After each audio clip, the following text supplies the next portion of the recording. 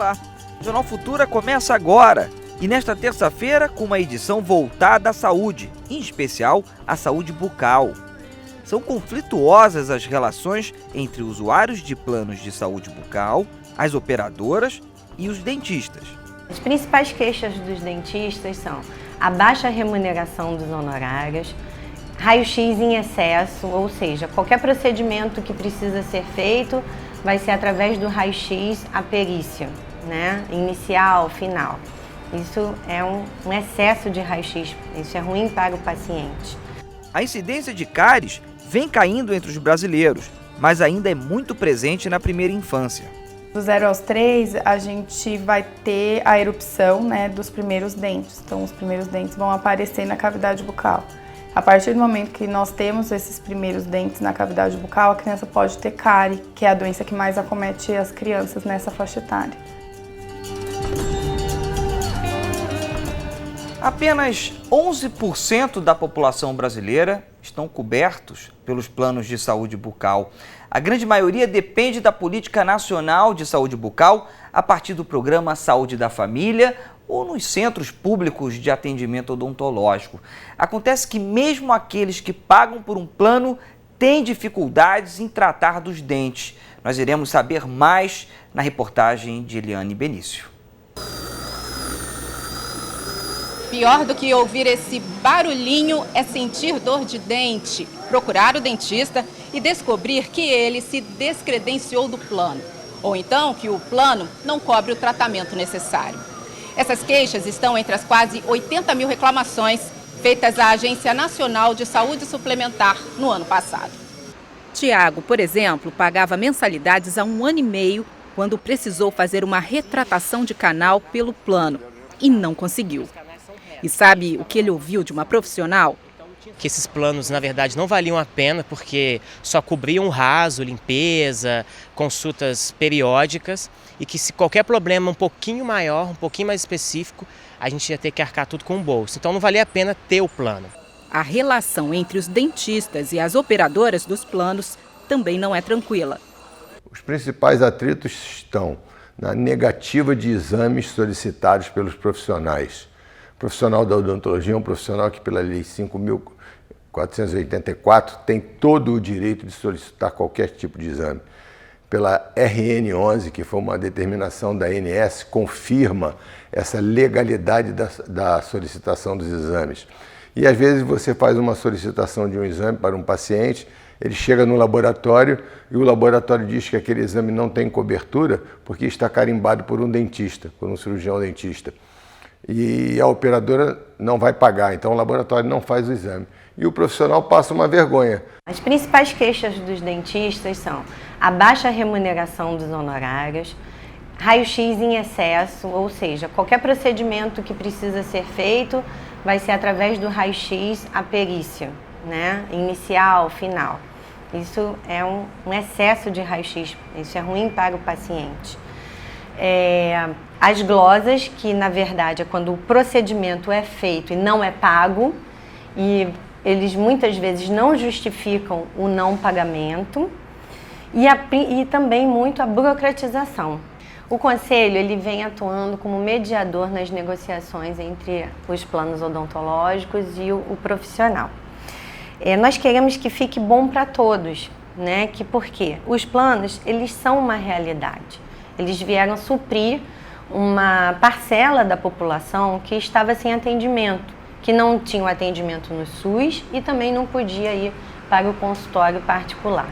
A ANS é responsável pelo setor de planos de saúde no Brasil desde 1999, fazendo valer a Lei Federal 9.656.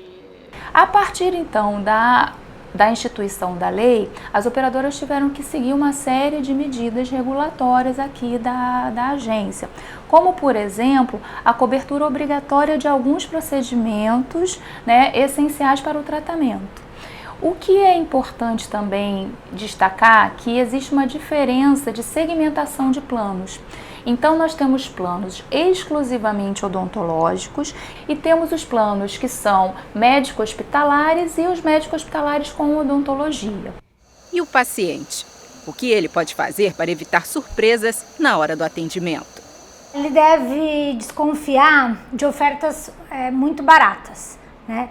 Um plano odontológico que você paga R$10, R$15 por mês, a empresa que está fazendo a captação desses recursos não vai conseguir oferecer um serviço bom, de qualidade, por esse valor, né? Então, pesquisar preço, pesquisar reclamações no órgão de defesa do consumidor, tentar conversar com pessoas que já se utilizaram desse plano de saúde, fazer uma pesquisa profunda do contentamento das pessoas que já utilizaram desse serviço.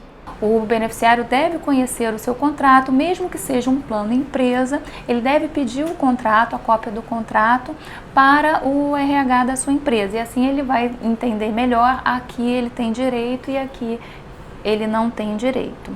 Em relação à fiscalização, a ANS desenvolveu um instrumento chamado Notificação de Intermediação Preliminar, que nós chamamos de NIP.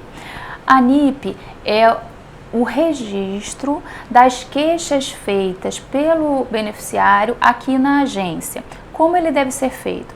O beneficiário que entende ter havido alguma negativa de cobertura ou outro tipo de negativa, ele entra em contato com a sua operadora, registra essa queixa, a partir daí ele entra em contato com a agência, refere qual é a queixa, já com o protocolo na sua operadora, e a partir daí a agência vai entrar em contato com a operadora, vai dar um prazo máximo de 10 dias para que ela resolva, tentando mediar esse conflito, e com isso nós ganhamos uma eficiência de uma resolutividade de cerca de 80% dos casos. Quando essa situação não é regularizada, aí é aberto um processo administrativo contra a operadora, e a partir daí essa operadora, se ela for reincidente, ela pode inclusive ter os seus planos suspensos.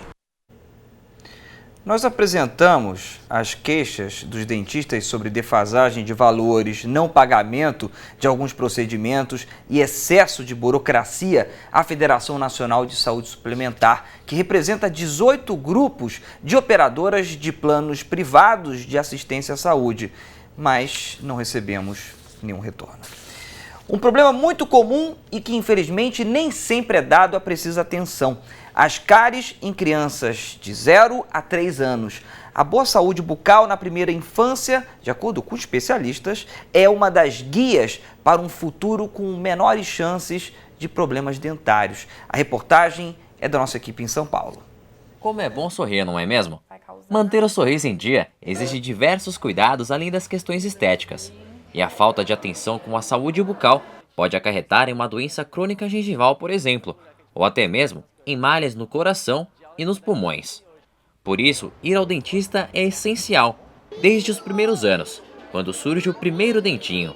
Do 0 aos 3, a gente vai ter a erupção, né, dos primeiros dentes. Então, os primeiros dentes vão aparecer na cavidade bucal. A partir do momento que nós temos esses primeiros dentes na cavidade bucal, a criança pode ter cárie, que é a doença que mais acomete as crianças nessa faixa etária. Embora a cárie tenha tido um declínio na população de uma maneira geral, nas crianças ela ainda é a maior preocupação em termos de doença. Então, tendo esses dentes, a gente sabe que tem que começar os cuidados para a saúde bucal. Além disso, é nessa fase que geralmente as crianças têm hábitos de sucção, chupeta, mamadeira. Então, eles são indicados em alguns momentos da vida, dependendo da criança, de cada caso, mas é importante que nessa fase se saiba o momento certo de remover, de interromper o uso da chupeta, da mamadeira, para que isso não vá causar danos para o futuro. Segundo o estudo Demografia Médica no Brasil, realizado em 2013, 20% de todos os dentistas do mundo estão no país. Embora o número seja expressivo, 70% das crianças de 0 a 3 anos nunca foram ao dentista. Esse número é tão grande, muitas vezes por falta de informação à população.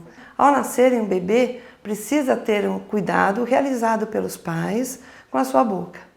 A gente orienta que essas crianças sejam amamentadas através do aleitamento natural, né?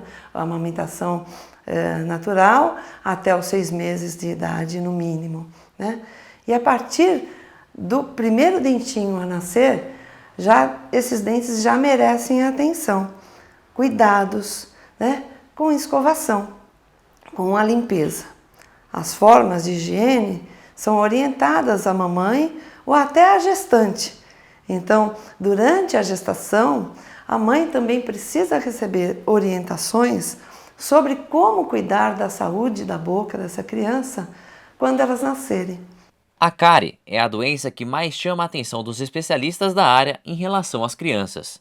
30% delas, entre 0 e 3 anos, que não vão ao dentista, têm a doença.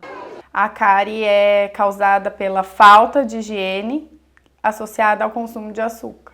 Então, se a criança não escova o dente, come o açúcar, esse açúcar funciona como um combustível para as bactérias que estão lá na placa, que ficam na cavidade bucal, para causarem a desmineralização no esmalte dentário, que é o que vai dar a cárie. Estimular a higiene bucal desde os primeiros anos é muito importante.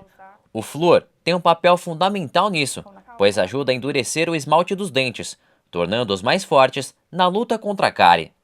E lembrando que a saliva é um fator importantíssimo no combate à cárie, né? A autolimpeza provocada pela saliva e o efeito que o flúor dá na saliva, que é um efeito importante no combate à cárie.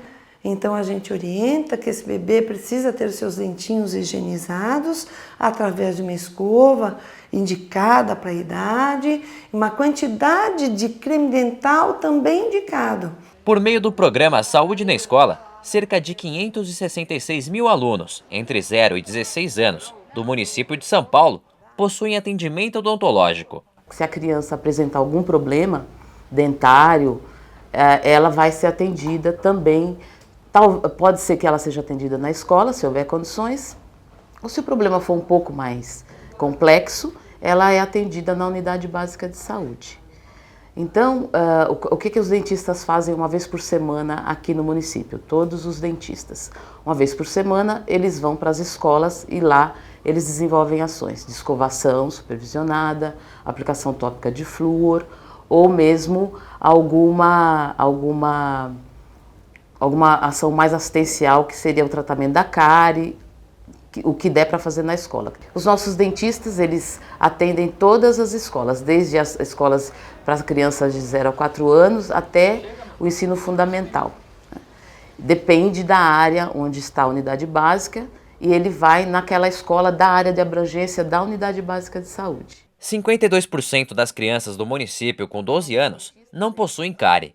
O número pode ser considerado bom, visto que é nessa idade que os dentes deixam de ser de leite e se tornam permanentes. Já 10% dos alunos da rede possuem problemas ortodônticos. Desde muito cedo, a gente consegue detectar esse problema e aplicar alguma ação preventiva para que esse problema não aumente com o passar da idade. É importante que as pessoas pensem, né, na saúde bucal como uma parte da saúde geral e que é importante a parceria com o dentista.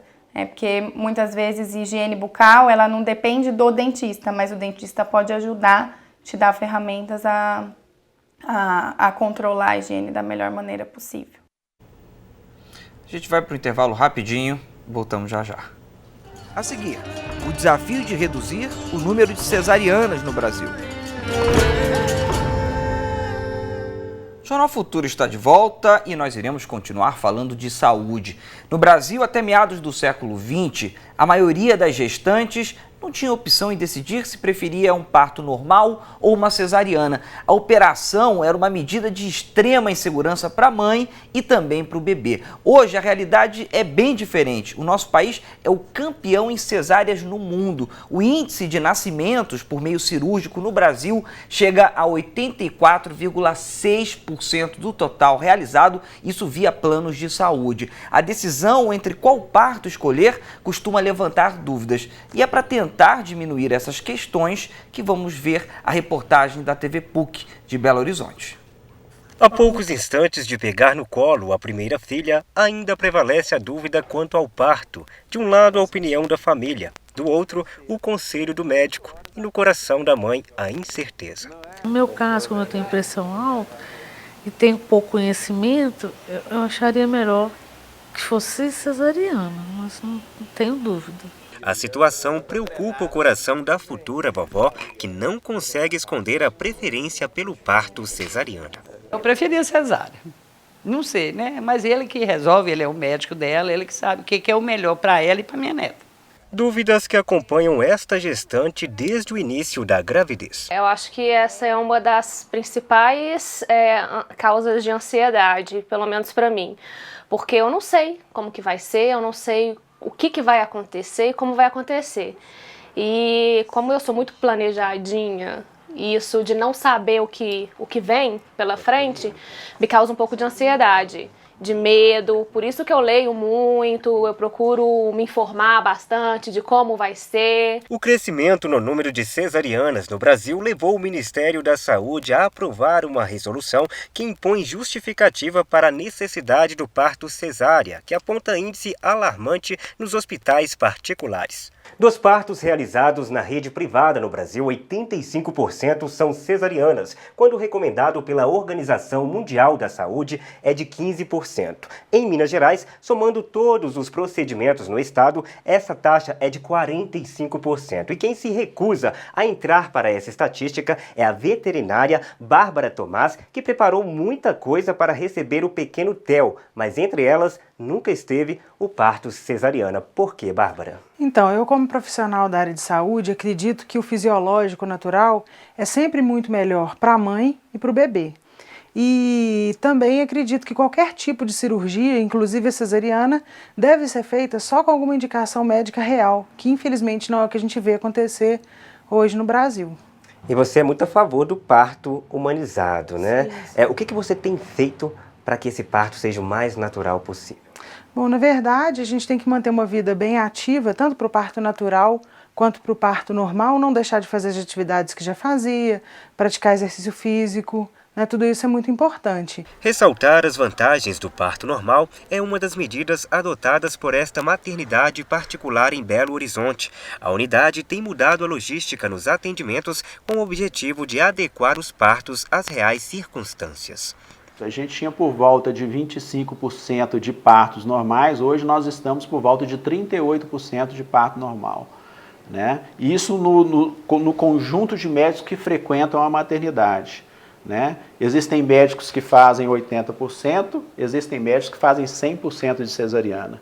Né? O nosso objetivo é justamente trocar a cabeça desse médico que faz 100% de cesariana, que ele puxa a média muito lá para cima. Quando você programa um parto cesariano, você está determinando se aquele bebê está pronto ou não, sendo que o ultrassom e a idade gestacional em que você se encontra é apenas um parâmetro que você tem e não necessariamente a idade exata daquele feto que está ali. Então você pode, inclusive, no Brasil já é uma realidade bem alta a quantidade de bebês prematuros devido ao parto cesariano. E se a resolução não der conta de moldar a realidade dos partos no Brasil, a solução continua nas mãos dos profissionais.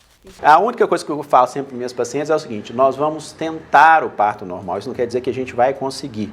Né? E na maioria das vezes a gente consegue, mas vai ter 30%, 40% que a gente não vai conseguir. Daqui a pouco, logo depois do jornal, é a vez de mais um Enem no Futura inédito. Nesse 6º episódio, os 4 estudantes irão mostrar como eles conciliam o lazer e a aprendizagem na hora do intervalo. É só entrar em futura.org.br/Enem no Futura para saber todas as informações sobre esse projeto, que tem a parceria do Canal Futura e também do Instituto Unibanco. Imperdível. E agora a gente chega ao final de mais um Jornal Futura. Participaram dessa edição as nossas equipes do Rio de Janeiro, de São Paulo e também a equipe da PUC TV de Belo Horizonte, Minas Gerais. Eu quero agradecer a sua companhia, a sua parceria. Amanhã, você sabe, né, às 5 horas da tarde, nós temos mais um encontro marcado. Eu espero por você. Tchau, tchau.